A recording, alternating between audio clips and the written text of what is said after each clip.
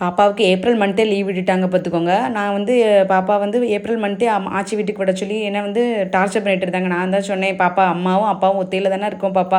அதெல்லாம் வேண்டாம். நான் வந்து அம்மாவை கொண்டு கூட்டு போயிட்டு கூட்டு வரேன்" அப்படின்னு சொல்லியிருந்தேன். எனக்கும் லீவ் விடுற மாதிரி தெரில. அவளுக்கும் பொறுமை இல்லை. பக்கத்து வீட்டு பாப்பா எல்லாருமே லீவுக்கு போயிட்டாங்க. ஸோ அதனால் அவள் என்ன கேட்டான்னா, "அம்மா இந்த வாட்டியாவது என்ன விடுங்கம்மா. அவனை 2 டேஸ் இருந்துட்டு வந்துடுறேம்மா" அப்படின்னு சொல்லி ரொம்ப கெஞ்ச ஆரம்பிச்சிட்டா.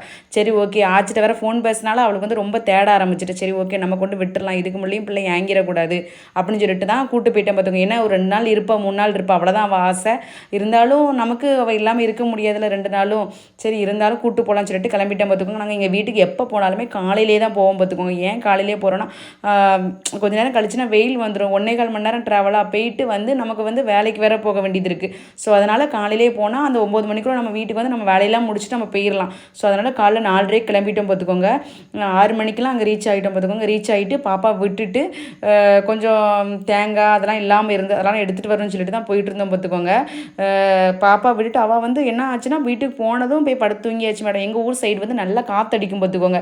அந்த காற்றுலேயே பிள்ளைங்க நான் ஏசிலாம் ரொம்ப தேவைப்படாது பார்த்துக்கோங்க. காற்றுலேயே நல்லா தூக்கம் வந்துடும் பார்த்துக்கோங்க. வெளியே கட்டில் போட்டு ஒரு ஃபேன் போட்டு படுத்தா போதும், செம்மையாக தூக்கம் வரும் பார்த்துக்கோங்க. தேங்காய் கேட்டுச்சு, தேங்காய் இல்லையா, அதனால் அப்பா தேங்காய் பறித்து தரேன் அப்படின்னு சொல்லி சொன்னாங்க.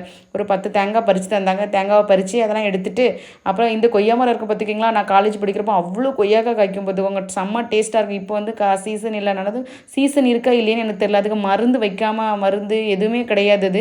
அதுவாக காய்க்கிறது. ஆனால் இப்போ அது வந்து காய்க்கிறதே இல்லை பார்த்துக்கோங்க. அப்படி பிடிச்சாச்சு. அப்புறம் வரும்போது வழியில் டீ குடிச்சிட்டு வீட்டுக்கு கிளம்பியாச்சு. வீடியோ பிடிச்சா லைக் பண்ணுங்கள், சப்ஸ்கிரைப் பண்ணிக்கோங்க மக்களே.